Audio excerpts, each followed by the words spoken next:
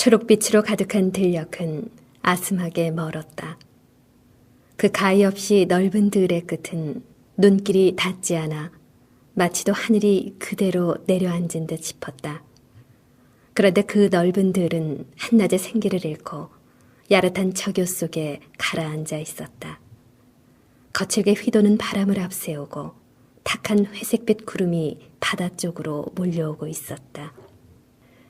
끝없이 펼쳐진 넓은 들이라는 뜻의 징계맹계 외의 밑들을 방영근과 지삼출, 감골댁은 말없이 걷고 있다. 감골댁은 동학 농민혁명에 가담했다가 병을 얻어 숨진 남편의 약값으로 김가에게 18원의 빚을 지게 되었다. 결국 그 빚을 감당할 수 없어 큰아들 방영근이 20원의 하와이 사탕수수 농장으로 팔려가게 되었다. 외놈 돈 20원 받아묵은 목심인디 인자 백정놈한테 곱비 잡힌 소신세요. 감골댁의 남편과 같은 동학군 출신으로 친가족처럼 지내던 지삼출이 방영근의 돈을 받아내려다 장칠문을 폭행하게 되고 그 주애로 철도 공사장으로 끌려와 힘든 노역 생활을 한다. 공사장 일은 해가 뜨기 전부터 시작되어 긴 여름 해가 지고 어둠사리가 내려서야 끝이 났다. 또한 일본인들은 조선을 하나씩 삼키기 위한 작업을 시작하고 조선으로 들어온 일본인들은 김제 만경평야를 닥치는 대로 사들이는 한편 논을 팔지 말라고 선동하는 사람은 주재소의 도움을 받아 처리한다.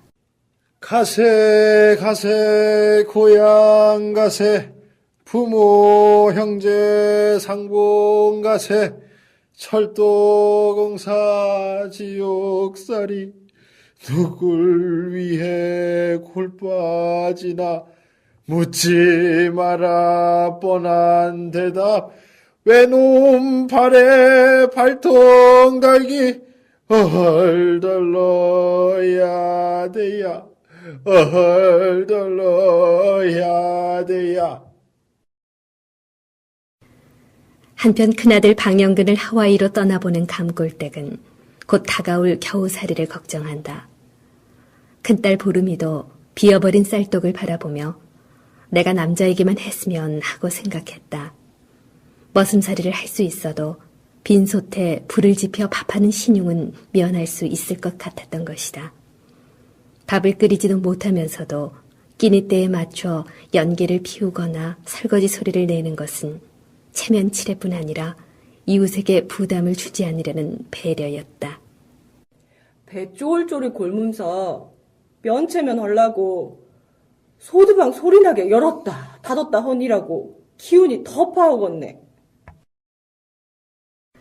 금산사 미륵불이 통곡했다는 흉흉한 소문이 퍼지고 지삼출은 대숲이 우는 소리를 동학 농민들의 혼이라고 생각했다. 결국 을사조약으로 조선이 일본의 식민지가 되자 각지에서 의병이 일어나게 된다. 송수익도 지삼출과 손판석을 불러 의병 활동을 준비한다. 그러나 결국 일본군의 의병 대토발 작전에 밀려 의병의 피해는 속출하게 된다. 붙잡힌 의병들은 마을에서 처참히 사살되거나 신장로나 철도 공사장, 사쿠라를 심는 대규모 식목사업장으로 끌려가 일을 하게 된다. 그리고 결국 조선은 1910년 8월 29일 한일 합방이 되어 나라를 잃는다. 나라를 빼앗겼는데 개개인이 죽는 게 능사가 아니지 않는가? 나라를 빼앗겼으면 되찾는 것이 제일 중요한 일이 아니겠는가? 생사를 미리 알아 묘술불패란에 청년장수 송수익이라고 아이들이 노래를 부를 정도로 송수익은 뛰어난 의병 활동을 하지만 남한 대토벌의 부상을 입고 암자에 숨게 된다. 그 후 만주로 떠나 본격적인 독립운동을 한다. 아리아리랑 스리스리랑 아라리가 났네 아리랑 아라리가 났네.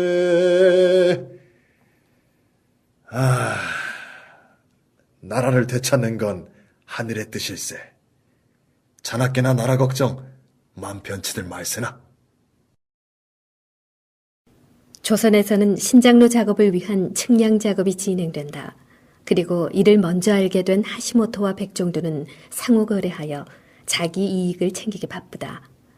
조선인에게 갖은 악행을 일삼던 친일단체인 일진회의 회장이었던 백종도는 죽산면장이 되어 의병과 반일배자들을 색출하는 한편 하시모토의 토지 수매를 돕는다. 백면장은 역기 대일본 제국의 충직한 신민이요. 백면장 같은 사람 몇천 명만 있으면 총독부가 마음을 놓을 텐데 말이오. 저놈들이 아무리 몸을 감춰도 다 찾아내고 말 겁니다. 내가 면장으로 있는 한 반일배 놈들은 반드시 씨를 말리고 말겠어요. 송수익의 친구 신세호는 만주로 떠나자는 제의를 거절하고 집으로 돌아와 사당을 세워 아이들에게 이순신과 을지문덕을 가르친다. 이는 신세호식 독립투쟁의 시작이었다. 그러나 이 일로 말미암아 주재소로 끌려가지만 문중의 도움으로 풀려난다. 나라를 빼앗겼으나 산들은 푸르르고 논들은 잃어가나 들녘은 더 푸르네. 정산이 밀려들어 근심이 되는데 그 근심 살을 길 몰라. 새 근심이 크네. 한편 감골댁은 딸을 첩으로 삼으려는 김참봉을 피해 큰딸은 무주로 시집 보내고 다시 작은 딸 수국에게 펼쳐오는 마술을 피해 막내 아들 대근과 함께 지삼출 손판석을 따라 군산으로 간다. 그러나 아들 방대근이 군산 부두에서 중국인들과 패싸움을 벌이다 부상을 입고 수국이 정미소에 일을 나가게 된다. 거기서 여자들은 돌은 돌대로 쌀아기는 쌀아기대로 피는 피대로 골라내는 일을 하게 된다. 그러나 결국 수국은 그곳에서 신세를 망치고 만다. 이 일로 방대근은 지삼출과 복수를 하게 되고 가족들은 모두 만주로 떠난다. 잘못했구만요.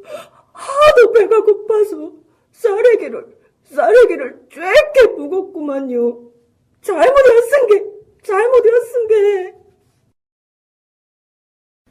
만경평야의 절반을 차지하는 대지주가 되겠다는 일념하에 백종도를 이용해 토지를 마구잡이로 사들인 하시모토는 자신의 농장에서 생산된 쌀과 소금이 일본으로 보내지는 것을 자랑스러워한다.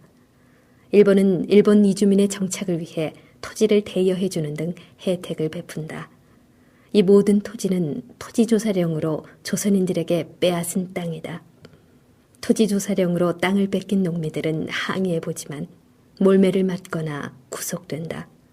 이렇게 계속 조선인들은 삶의 터전을 빼앗긴다. 우린 앞으로도 계속 200만이 될 때까지 내 지인을 이주시켜야 하네. 그건 우리의 기본 정책이야.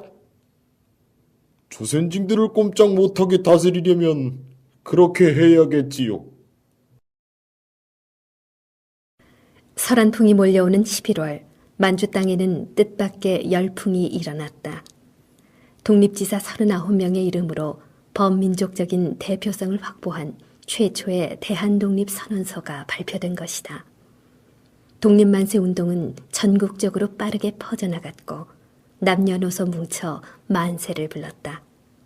소학교 아이들도 대열 속에서 팔을 힘차게 뻗쳐올리며 카랑카랑한 소리로 만세를 외쳤고 할머니 등에 업힌 4-5살 난 꼬마도 고사리 손을 활짝활짝 펼치며 만만세를 불렀다. 대한독립 만세!